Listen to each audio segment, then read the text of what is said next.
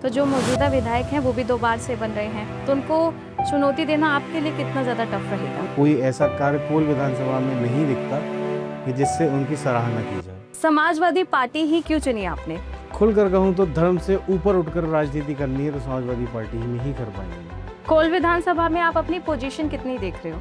Obviously 1 number पर देख रहा हूँ। जनता मन बना चुकी है, समाजवादी सरकार का बदलाव है। हम लोग सरकार बनाने जा रहे हैं 27 में। अलीगढ़ आए हो तो मैं समझता हूँ कि अलीगढ़ के रोडों से भी आप वाकिफ़ हो चुके होंगे। 2 घंटे की बारिश में आपकी गाड़ी हो सकता है ना फंसी हो कहीं। सांसद जी ने बयान दिया था, मैं दावे के साथ कह सकता हूँ कि अलीगढ़ के कहीं पे भी आप चले जाओ तो कनॉट प्लेस लगता है। तो कुछ विजुअल्स ऐसे चल रहे हैं जिससे लगेगा कि हम लोग कनॉट प्लेस तो नहीं, लेकिन कहीं बहुत रूरल एरिया में है। बिजली के मीटर जो हैं वो लगाए गए और ये कहकर लगाए गए कि साहब बिजली के मीटर किसानों को फ्री दिए जाएंगे। उन पे बिल आ रहे हैं, पुलिस उन पे मुकदमे कर रही है इसी सरकार ने। तो विधायक जी क्यों नहीं देखते इन सब चीज़ें? विधायक जी को देखना चाहिए। नमाज तो पहले भी सड़कों पे नहीं हुआ करती थी, आज भी सड़कों पे नहीं होती है। लेकिन सोशल मीडिया पे काफ़ी वीडियोज़ हैं। कांवड़ यात्रा इतना उधम नहीं मचाती जितना सोशल मीडिया पर दिखाया जाता है। को टिकट नहीं मिली तो तब भी क्या आप ऐसी कार्य नहीं, देखिए मैं तो पार्टी का एक छोटा सा कार्य करता हूँ, पार्टी के लिए काम करता हूँ और पार्टी के लिए काम करता रहूँ।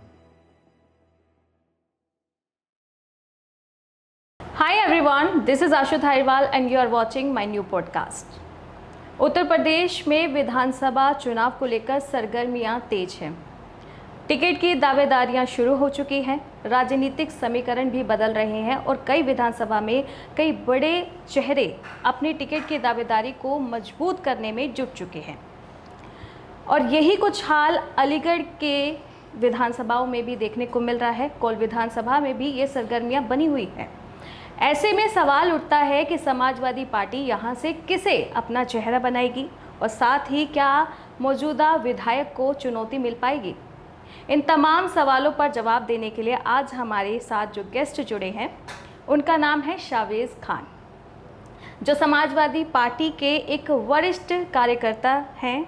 लगभग 21 साल हो गए हैं इस पार्टी से जुड़े हुए और अब कोल विधानसभा से वो टिकट के दावेदार भी हैं। तो ऐसे में इन तमाम मुद्दों पर उनसे बात करेंगे और जानेंगे कि कोल विधानसभा की हवा किस पार्टी की तरफ रुख कर रही है। तो सबसे पहले सर आपका स्वागत है हिंदुस्तान तहलका पर। आपका भी बहुत बहुत स्वागत अलीगढ़ की सरजमी पर। जी, बहुत इस्तकबाल। समाजवादी पार्टी ही क्यों चुनी आपने? समाजवादी पार्टी में चुनना तो है ही नहीं, क्योंकि हम लोग बॉर्न, अगर ये कहें कि बॉर्न समाजवादी हैं तो born Samajwadi. Around about 21 years तो मुझे हो गए पार्टी में जी। और क्योंकि इसकी विचारधारा, पार्टी का जो नेतृत्व है, उसका काम करने का तरीका, खुलकर कहूँ तो धर्म से ऊपर उठकर राजनीति करनी है तो समाजवादी पार्टी में ही कर पाएंगे। हमारे राष्ट्रीय अध्यक्ष माननीय श्री अखिलेश यादव जी एक विजनरी नेता हैं। उन्होंने काफ़ी कुछ 2012 की सरकार से 2012 से 17 तक सरकार रही, उन्होंने उत्तर प्रदेश को काफ़ी कुछ दिया। जैसे मैं बात करता हूँ कि अगर एजुकेशन पर बात करूँ तो उसमें उन्होंने लैपटॉप बांटने का काम किया बच्चों को। मेट्रो लखनऊ में उन्हीं की देन है। हाईवे कहूँ तो लखनऊ एक्सप्रेस हाईवे उनकी देन है। तो एक विजनरी नेता है। तो लगता है कि लोगों का विकास या अपने शहर का विकास और हमारे अलीगढ़ का विकास अगर हो सकता है, मौका मिला तो ज़रूर इसी पार्टी के नेतृत्व में करेंगे जी। इस वजह से समाजवादी पार्टी हमें जो है वो हमारी विचारधारा और पार्टी की विचारधारा, सबकी विचारधारा है। आपको लगभग 21 साल हो गए इस पार्टी से जुड़े हुए। जी। बिना किसी पद के आप कार्यरत रहे। देखिए, इसकी इंस्पिरेशन कैसे मिली आपको? देखिए, मेरे नेता माननीय श्री अखिलेश यादव जी, और पद होना या वो महत्व नहीं रखता। मैं एक पार्टी का छोटा सा कार्यकर्ता हूँ और उन्होंने हमेशा हम लोगों का साथ दिया है। हमारी परेशानियों में राष्ट्रीय अध्यक्ष जी हमेशा खड़े रहे हैं, साथ खड़े रहते हैं। और आप लोगों ने भी अभी देखा होगा, अभी हाल ही में देखा होगा कि किस तरीके से उनका एक क्रेज़ है राष्ट्रीय अध्यक्ष जी का। तो ये सारी चीज़ें प्रोत्साहन करती हैं जाने के लिए कि मतलब हम लोगों को इधर से कहीं और जाने का मौका क्या मतलब सोचते भी नहीं थे। कोल विधानसभा में आप अपनी पोजीशन कितनी देख रहे हो? देखिए मैं पोजीशन तो ऑब्वियसली 1 नंबर पर देख रहा हूँ, क्योंकि मुझे पार्टी में 20 साल हो चुके एंड मैं ग्राउंड लेवल पर लोगों के बीच रहकर कोई नया चेहरा नहीं हूँ। तो जहाँ तक है हर क्षेत्र के हर लोग मुझे पहचानते हैं जी, जानते हैं। मैं लोगों के बीच में रहकर उनका काम करता हूँ, लोगों से जुड़े रहना चाहता हूँ और जितना हो सकता है अपनी जनता की मदद करना चाहता हूँ और करता हूँ। तो मैं तो मानूंगा कि मजबूत है और बाकी ये पार्टी का फैसला होता है कि वो जिसे टिकट देगी उसे हम लोगों का काम है कि चुनाव लड़ाना और जिताना। मान लीजिए अगर आपको टिकट मिल जाती है और आप कहते हो कि मैं अपने आप को नंबर 1 पे देख रहा हूँ, तो जो मौजूदा विधायक हैं वो भी 2 बार से बन रहे हैं, तो उनको चुनौती देना आपके लिए कितना ज़्यादा टफ रहेगा? नहीं, उनको चुनौती तो जब देता जब वो कुछ कार्य कर पाते। अच्छा, हाँ, मैं आप उठाकर मैं अगर दिखाऊं तो कोई ऐसा कार्य कोल विधानसभा में नहीं दिखता कि जिससे उनकी सराहना की जाए। तो मुझे चुनौती उनके लिए इस वक्त जनता मन बना चुकी है। समाजवादी सरकार का बदलाव है और हम लोग सरकार बनाने जा रहे हैं 27 में। ये कंफर्म है? हाँ कंफर्म है। आप कह रहे हो जनता तय कर चुकी है। जी जी, जनता तय कर चुकी है। जितना भ्रष्टाचार जितना हो चुका है अब तक, अब त्रस्त हो चुके हैं। अभी हाल ही में आपने दिल्ली का प्रोटेस्ट देखा। मैं समझता हूँ कि इससे बड़ा प्रोटेस्ट अभी तक हिंदुस्तान में नहीं हुआ। देखा ना आपने? CGP protest. CGP protest. तो कहीं ना कहीं ये आहट है। तो चैलेंज उसको किया जाता है जो आपसे मजबूत हो। आप कह रहे हैं कि उन्होंने कोल विधानसभा में काम नहीं किया।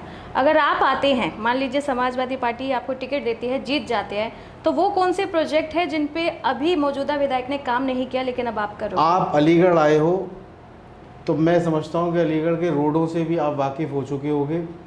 2 घंटे की बारिश में आपकी गाड़ी हो सकता है ना फंसी हो कहीं। जी, ये हमारे माननीय मेयर साहब वो भी बीजेपी से हैं, भाजपा से हैं, और माननीय कोल विधायक वो भी भाजपा से हैं। तो अगर सबसे पहले वो इंफ्रास्ट्रक्चर पर काम करते तो शायद चैलेंजिंग होता। और हम लोग अगर जैसे सरकार में जब भी आएंगे, आते हैं और आएंगे 27 में, एजुकेशन सेक्टर, हेल्थ सेक्टर, ये 2 चीज़ें तो बहुत इम्पोर्टेंट हैं, प्लस शहर का इंफ्रास्ट्रक्चर।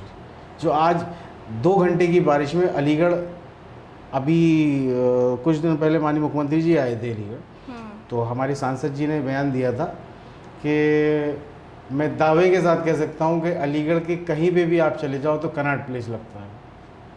तो कुछ विजुअल्स ऐसे चल रहे हैं जिससे लगेगा कि हम लोग कनॉट प्लेस तो नहीं, लेकिन कहीं बहुत रूरल एरिया में आ गए। तो हम लोग इस पर काम करना पड़ेगा और हमारी सरकार आएगी।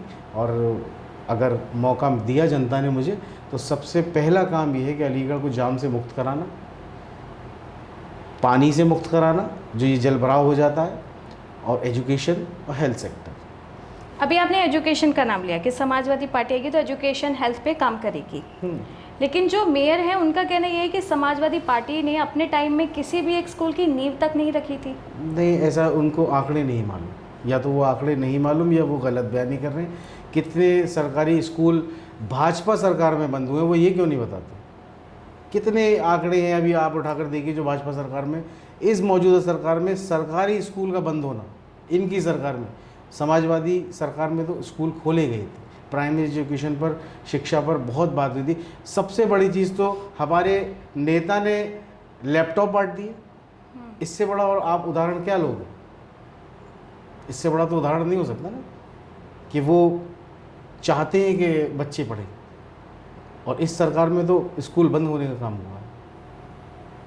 तो यानी कि जो मेयर हैं वो आपकी पार्टी पे इल्ज़ाम लगा रहे हैं। ये तो उनका कहना है सीधा। आरोप प्रत्यारोप तो भाई हम लोग विपक्ष में हैं तो उन्हें तो हम पे लगाने ही पड़ेंगे। वो अगर हम पे आरोप नहीं लगाएंगे तो फिर वो राजनीति कैसे करेंगे? हमारे ही पॉडकास्ट में कोल विधानसभा से जो विधायक हैं उनका कहना था कि आप मेरे काम को जो है जनता से पूछिए, जनता मेरी रिपोर्ट काट देंगी, लेकिन आप तो कह रहे कि उन्होंने कोई काम ही नहीं किया। नहीं, मैं तो एक छोटा सा कार्यकर्ता हूँ पार्टी का, और मैं भी राजनीति करता हूँ थोड़ी बहुत, तो मुझे तो कहीं कोई दिखता नहीं। आप इधर आ जाइए, कहाँ आपको विकास दिखता है? सड़कें बन गई, इंफ्रास्ट्रक्चर अच्छा हो गया, बिजली बढ़िया हो गई, भाई ये तो बेसिक चीज़ है ना। तो इस पे उन्होंने कहाँ काम करा? ये तो शहर की बात हो गई, गांव तो आप छोड़ ही दो। हमारी कोल विधानसभा में राउंड अबाउट 90 से 100-110 गांव आते हैं। कहाँ कहाँ विकास हुआ? बिजली के मीटर जो हैं वो लगाए गए, और ये कहकर लगाए गए कि साफ बिजली के मीटर किसानों को फ्री दिए जाएंगे। उन पे बिल आ रहे हैं, पुलिस उन्हें उन पे मुकदमे कर रही है इसी सरकार में। तो विधायक जी क्यों नहीं देखते इन सब चीज़ों? विधायक जी को देखना चाहिए भाई, जनता ने वोट दिया, जनता के साथ तो खड़ा होना चाहिए विधायक जी। जी, आप ही के पार्टी के कुछ लोगों का कहना है कि कांवड़ यात्रा के दौरान जो स्कूल बंद कराए जा रहे हैं, इससे बच्चों की शिक्षा का जो है लॉस हो रहा है। बेशक लॉस तो हो रहा है, लेकिन कांवड़ यात्रा पहले भी हुआ करती थी और कांवड़ यात्रा अब भी होती है। एक पर्व है, सबको मनाना चाहिए। लेकिन जैसे माननीय मुख्यमंत्री जी एक सेकुलर बात करना चाहते हैं, तो उनको स्कूल ना बंद करा करके लीनियंसी बरतनी चाहिए, जो कि वो इससे बच्चों का नुकसान। अब आप इसी चीज़ पर देख लो कि वो शिक्षा में कितनी इंपॉर्टेंस देते हैं शिक्षा को। भाई स्कूल कांवड़ यात्रा के लिए बंद कराना, भाई उन्होंने मार्ग बना रखे हैं कांवड़ यात्रा के, ठीक है, उन मार्गों पर कांवड़ यात्रा चल रही है, नमाज तो वो पढ़ने नहीं देते। नमाज के लिए तो उन्होंने बिल्कुल सख्त मना कर दिया कि जो है नमाज नहीं होगी। तो कांवड़ यात्रा के लिए वो स्कूल बंद करा रहे हैं। मानसिकता देख लीजिए। अगर समाजवादी पार्टी पावर में आती है तो फिर क्या किया जाएगा? इसमें करना क्या है? आप मुझे बताओ, क्या करवाना चाहते हैं? अभी आप कह रहे हैं और आपकी पार्टी के लोग कहते हैं कि बच्चों के स्कूल बंद हो रहे हैं, इससे एजुकेशन का लॉस हो रहा है, लेकिन अभी आप हाल में भी आपने देखा होगा कि कांवड़ यात्रा के दौरान एक गाड़ी पे चढ़ के एक युवक ने गाड़ी को क्षतिग्रस्त करा, पुलिस ने मुकदमा लिखा और उसको बंद करा कांवड़ यात्रा के दौरान। इसी तरीके के कार्य सभी के लिए लागू कर देने चाहिए, चाहे वो नमाज हो या कांवड़ यात्रा हो, दोनों बराबर होनी चाहिए। ठीक है, नमाज हम नहीं पढ़ेंगे और पढ़ते भी नहीं हैं, लेकिन अब समाजवादी सरकार आएगी तो लॉस तो नहीं बदलेंगे ना भाई। पब्लिक का नुकसान तो कोई भी सरकार हो वो नहीं करेगी, और हम लोग तो करते ही नहीं। अगर समाजवादी पार्टी आती है तो क्या सड़क पर फिर नमाज पढ़ना अलाउ हो जाएगा? नमाज तो पहले भी सड़कों पे नहीं हुआ करती थी, आज भी सड़कों पे नहीं होती है। लेकिन सोशल मीडिया पे काफ़ी वीडियोस हैं। अब सोशल मीडिया पे तो और तरीके की भी वीडियोस आती हैं। कांवड़ यात्रा इतना उधम नहीं मचाती जितना सोशल मीडिया पे दिखाया जाता है। हमारे कांवड़ लेकर जा रहे हैं, वो उनको तो हम खुद जाकर के जल पिलाते हैं, नाश्ता कराते हैं, सारी चीज़ें करते हैं। मेरे खुद के फ्रेंड्स हैं अलीगढ़ में जो उनकी सेवा करते हैं, मैं खुद जाकर सेवा करता हूँ जी। तो सेक्युलरिटी सभी जगह होनी चाहिए, कांवड़ यात्रा से ही लेना देना नहीं है। ठीक है, आप ही के सवाल पर वापस आते हैं। आपने अभी कहा था कि बच्चों की पढ़ाई का लॉस हो रहा है, लेकिन अभी आपने सीजेपी प्रोटेस्ट को देश का सबसे बड़ा प्रोटेस्ट बताया, तो बच्चे वहाँ जब आके बैठे थे तो क्या उनकी तब पढ़ाई का लॉस बच्चों नहीं को था? आने की नौबत ही नहीं आनी चाहिए थी ना। लेकिन पढ़ाई का तो लॉस था। नहीं, कोई ना कोई नुकसान तो हुआ ना बच्चों का, तभी तो बच्चे वहाँ पर आए। बच्चे सड़कों पर क्यों आए? उनमें कुछ बच्चे थे जो कह रहे थे हम तैयारी कर रहे हैं, लेकिन आप इतने हफ्तों से वहाँ बैठे हैं तो पढ़ाई का लॉस तो वहाँ भी था। भाई ये तो पेपर लीक कैसे हुआ कैसे नहीं हुआ ये सिस्टम जाने, लेकिन पेपर लीक हुआ तब बच्चे रोडों पर आए ना। अगर सिस्टम में कमी नहीं होती तो बच्चे रोडों पर नहीं होते। विपक्ष ये भी आरोप लगाता है कि समाजवादी पार्टी में परिवारवाद ज़्यादा है, तो आप इसको कैसे देखते हो? तो वो अपना परिवार बढ़ा लें। हमारे नेता ने कहा अपना परिवार बढ़ा लें, इसमें क्या बात है? आपका भी कोई कनेक्शन है किससे? समाजवादी पार्टी के परिवारवाद से? नहीं, मेरा कोई कनेक्शन नहीं है। जैसे अब भाई एक सवाल आपने करा कि परिवारवाद है, तो मैं उनसे कहूँ भी अपना परिवार बढ़ाओ। तो अगर 21 साल बाद विपक्ष का ये इल्ज़ाम अगर सही निकला और आपको टिकट नहीं मिली, तो तब भी क्या आप ऐसी कार्यकर्ता नहीं? देखिए, रहेंगे? मैं तो पार्टी का एक छोटा सा कार्यकर्ता हूँ, पार्टी के लिए काम करता हूँ और पार्टी के लिए काम करता हूँ। चाहे टिकट मिले या ना मिले, ये हमारे हाईकमान का फैसला है। वो जिसको उचित समझेंगे उसको टिकट देंगे, और हम लोगों का काम है सरकार बनवाना। हम लोग जितनी मेहनत कर सकते हैं उसमें वो करेंगे। मुझे टिकट मिलेगा, मैं चुनाव लड़ूंगा, नहीं तो पार्टी जिसे टिकट देगी उसको चुनाव लड़ाने का काम हम लोग करेंगे। पिछले चुनाव में भी कहा गया था कि समाजवादी पार्टी का जो फॉर्मूला था वो था पीडीए, लेकिन चुनाव के जब नतीजे आए तो उसके बाद सामने ये भी आई कुछ रिपोर्ट्स की जो मुस्लिम समुदाय थे उन्होंने तो वोट बीजेपी को दिया। तो इस बार भी पीडीए का विजन समाजवादी पार्टी कह रही कि हम लेकर आएंगे और पीडीए की जीत होगी। नहीं, तो क्या लग रहा है इस आपको? बार पीडीए पूरा तैयार है समाजवादी सरकार बनाने के लिए, क्योंकि प्रताड़ित है। अच्छा, प्रताड़ित है कितने सालों से? जब से भाजपा आई है प्रताड़ित ही हो रही है। तो फिर पिछली बार कैसे भाजपा के पास चले गए अल्पसंख्यक? आप कैसे कह सकते हो अल्पसंख्यक चले गए? नहीं, ये तो भाजपा कहती है। अल्पसंख्यक थी, भाजपा तो कहती है हमें मैंने अल्पसंख्यक तो का वोट पहले ही ही नहीं आपसे कहा कि रिपोर्ट सामने आ रही है, मैंने ये तो नहीं कहा कि ये मेरी स्टेटमेंट है। भाई भाजपा का कहना है कि हमें मुसलमानों को वोट नहीं चाहिए। अच्छा, आपने सुनी ही नहीं सुनी ये चीज़ें? सोशल मीडिया पर कई जगह ये है कि भाजपा को मुसलमानों को वोट नहीं चाहिए, तो फिर कौन से अल्पसंख्यक वोट दे रहे हैं? किसने कहा था ये? ये तो आप ही बता रहे हो ना कि जो है वो देखिए, जब भी चुनाव होते हैं, नतीजे आते हैं, तो जो बहुत कंपनीज है वो एक विश्लेषण करती है, उसके बाद खबरों में रिपोर्ट्स आती है कि जीत के पीछे वजह क्या होती है। तो उसमें पीडीए सबसे बड़ा जो है डाउट में रखा गया था कि जो अल्पसंख्यक है उनके वोट जो है बीजेपी को गए हैं। तो उसी पर मेरा सवाल है कि क्या इस बार पीडीए वाला विजन समाजवादी पार्टी पूरा कर पाएगी? देखिए, पीडीए बहुत मजबूत है और पूरी ताकत से समाजवादी सरकार बनाने जा रहा है, कहीं नहीं भटक रहा और ना भटकेगा। जी, जनता बदलाव चाहती है और उसी स्तर पर लोग काम कर रहे हैं। माननीय अखिलेश यादव मुख्यमंत्री बनेंगे 2027 में, समाजवादी सरकार उत्तर प्रदेश में पूर्ण बहुमत से आ रही है। अच्छा। डबल इंजन की सरकार बीजेपी कहती है कि विकास तेजी से होता है, तो ऐसे में साइकिल क्या उस रफ्तार को मात दे पाएगी? विकास होता तो ज़रूर, मैंने अभी कहा ना, चैलेंजेस उसे दिए जाते हैं जो कुछ कार्य करे। अब यहाँ तो साइकिल को कोई रोक ही नहीं पा रहा। साइकिल पे तेल भी नहीं डलता, पेट्रोल भी नहीं डलता। देखिए, सरकार डबल इंजन की सरकार होने के बाद डीजल और पेट्रोल के दाम कहाँ जा रहे हैं, इसलिए बेटर है साइकिल पर आना। अच्छा, बेटर है साइकिल पर आना। चलिए, मान लीजिए आपको इस बार टिकट मिल भी जाए, जीत भी हो जाए, तो अपनी विधानसभा को क्या सौगात दोगे? 3 चीज़ें मेरी हैं जी, जिस पर मुझे वर्क करना है: health sector, education sector, infrastructure. जी, ये 3 चीज़ें बहुत महत्वपूर्ण हैं। बच्चों का भविष्य है, उनके लिए सरकारी स्कूल, अच्छे से अच्छे सरकारी स्कूल, जो मैं अगर बना तो ज़रूर अपने राष्ट्रीय अध्यक्ष से कहूँगा कि वो इस चीज़ को ज़रूर एक्सेप्ट करें। क्योंकि आज आप देखो, प्राइवेट स्कूल्स ने एक बहुत लंबा चौड़ा फीस स्ट्रक्चर लाकर खड़ा कर दिया है, जो आज की डेट में डबल इंजन की सरकार बिजनेस नहीं कर दे पा रही, लोगों को नौकरियां नहीं दे पा रही, एम्प्लॉयमेंट नहीं है। कहाँ से गरीब आदमी अपने बच्चों को पढ़ाएगा या अच्छे स्कूल में नौकरी देगा? तो उसके लिए बहुत ज़रूरी है कि एक गवर्नमेंट स्कूल्स जो हैं वो इन पर वर्क किया जाए, और जो हमारे गरीब लोग हैं जो इस बल्कि मैं तो कहूँगा कि ज़्यादातर जो लेवल है वो इसी तरीके का है कि वो उनको बच्चों को स्कूल बढ़िया होने चाहिए।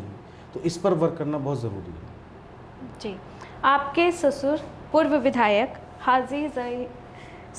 हाजी ज़मीरुल्लाह साहब ने बोला था, एक भड़काऊ भाषण दिया था कि सरकारें चाहे किसी की भी आए, टारगेट हमेशा मुसलमान होंगे। देखिए, मेरे बड़े हैं, जी, 2 बार विधायक हैं और काबिल एहतराम हैं। फ़िलहाल बीमार हैं जी, और हम सब उनकी लिए दुआ करते हैं कि वो जल्द से जल्द स्वस्थ हों, और मैं उनके लिए सिर्फ दुआ करना चाहता हूँ कि अल्लाह ताला ऊपर वाला उन्हें स्वस्थ करे, हम लोगों के बीच में आके सरपरस्ती उनकी हम लोगों को मिले। जी। लेकिन वो भी समाजवादी पार्टी से जुड़े हुए हैं, और जब उन्होंने ये कहा कि पार्टी चाहे कोई भी आए, तो इसमें तो समाजवादी पार्टी भी आई, तो आप कह रहे हो कि समाजवादी पार्टी आ रही है, तो ऐसे में क्या फिर से मुस्लिम टारगेट किए जाएंगे? देखिए, मुस्लिम टारगेट कब होते हैं? सिर्फ भाजपा सरकार में हो रहे हैं। समाजवादी पार्टी में नहीं हुए कभी? समाजवादी पार्टी तो सेकुलर पार्टी है, अच्छा, उसमें सबका सम्मान है, सब धर्मों का सम्मान है, चाहे हिंदू हो, मुसलमान हो, सिख हो, ईसाई हो, सब लोगों का सम्मान समाजवादी पार्टी में होता है। जी। 2016 में भी बाबरी मंडी के वक्त आपके ससुर का बयान था कि आरोपी मेरे घर में है, आकर पकड़ लो। सरकार चल रही थी जी। वो बाबरी मंडी वाला मुद्दा तो जग जाहिर है, सबको मालूम है, कोई छुपा हुआ नहीं है। उसमें चारों आरोपी जेल गए थे और समाजवादी सरकार चलते हुए चारों आदमी मुसलमान लड़के थे, इसलिए मैं आपको यहाँ पे भी करेक्ट कर देता हूँ कि उनको जेल भेजने का काम हम ही लोगों ने करा। अच्छा, पहले बयान दिया कि आरोपी मेरे घर में है, फिर जेल भेज दिया। देखिए वो, अब मैं उनके लिए कुछ भी कहना ही नहीं चाहता कि वो बीमार हैं और मैं उनके अगर ठीक होते तो क्या कहते स्वास्थ्य आप? के लिए दुआ करूँगा कि हम वो भी दुआ जल्द करते से- हैं कि वो ठीक हो कि जाए। वो जल्द से जल्द स्वस्थ हो और हम लोगों के सर पर हाथ रखें ताकि हम लोग और आगे बढ़ें। तो बयान के पीछे की वजह नहीं पता आपको? नहीं, मुझे नहीं मालूम, आपको नहीं पता? नहीं मुझे नहीं। चलिए ठीक है, एक आखिरी सवाल मैं आपसे लेना चाहूँगी कि बीजेपी कहती है कि उन्होंने यूपी से गुंडा राज खत्म कर दिया है। ये बहुत अहम सवाल है आपको। जी बिल्कुल। एक तरफ से ख़त्म करा है या सब तरफ से ख़त्म करा है? उन्होंने तो कहा है पूरी यूपी में गुंडा राज खत्म किया है। बीजेपी दावा करती है इस बात का, विकास किया है, गुंडा राज आप खत्म आंकड़ों किया पर है। बात करो ना, जी। आंकड़े उठाकर देखो, आज कितने जगह लूट डकैती, कितने बलात्कार, रोज़ के आंकड़े अगर देखा जाए तो समाजवादी सरकार से ऊपर ही हैं, कम नहीं। जी। समाजवादी बुलेटिन जारी होता है, उसमें न्यूज़ में डेली के आंकड़े आते हैं। तो सरकार अगर ये दावा करती है तो ये रोज़ घटनाएं, कभी 13 साल की बच्ची के साथ रेप होता है, कभी 12 साल की बच्ची के साथ रेप होता है, कभी कहीं पे जो है वो बच्चों को अगवा किया जाता है। अभी हाल ही में रिसेंटली मैं आपको बताऊं, 2 दिन पहले एक 10 साल का बच्चा, 8-9 साल का बच्चा, मेडिकल है या JNMC, उसमें भीख मंगवाई जा रही थी। उस बच्चे को जब चोरी करते पकड़ा गया, वो चोरी कर रहा था बेसिकली, और जब उसे पकड़ा गया और उससे पूछताछ करी गई तो उस बच्चे की गुमशुदगी की रिपोर्ट कहाँ लिखाई गई थी? गाज़ियाबाद। और वो बच्चा बरामद हुआ यहाँ पे अलीगढ़ में, और उसको चुरा कर लाने वाले पूरे गैंग का पकड़ लिया गया, फिर उनको पुलिस के सुपुर्द किया गया। तो अपराध तो डेली हो रहे हैं और पहले से बड़े हैं, ख़त्म तो कहीं नहीं। जी, तो ये हमारी कॉन्वर्सेशन थी। यहाँ पर कोल विधानसभा से ये टिकट के दावेदार बनने जा रहे हैं, और साथ ही बता दें कि इन्होंने आज अहम मुद्दों पर बात की, क्योंकि जिस तरह से बीजेपी विकास की बात कर रही है और समाजवादी पार्टी जीत का दावा कर रही है, तो ऐसे में जनता के जो सवाल थे हमने आप तक पहुँचाए और बहुत ही बेबाकी और अनफिल्टर आपने जवाब भी दिए। तो इसी के साथ इस पॉडकास्ट को अब करते हैं हम एंड। आपको आप ही के जो कोल विधानसभा के हैं, जो अपने आप को समाजवादी पार्टी के टिकट के दावेदार मान भी रहे हैं, और कहीं ना कहीं उम्मीद है कि सब जो पार्टी है इनको चेहरा बना भी लेगी, तो आप इनकी बातों से कितनी सहमति रखते हैं, और साथ ही ये पूरी कॉन्वर्सेशन, ये पॉडकास्ट आपको कैसा लगा कमेंट बॉक्स में बता सकते हैं। इस पॉडकास्ट को ज़्यादा से ज़्यादा शेयर करें, लाइक करें, हिंदुस्तान तहलका को फॉलो करें, और अब मैं आशु धारीवाल आपसे लूँगी अलविदा। फिर मिलेंगे हम आपके साथ एक नए पॉडकास्ट, नए गेस्ट के साथ।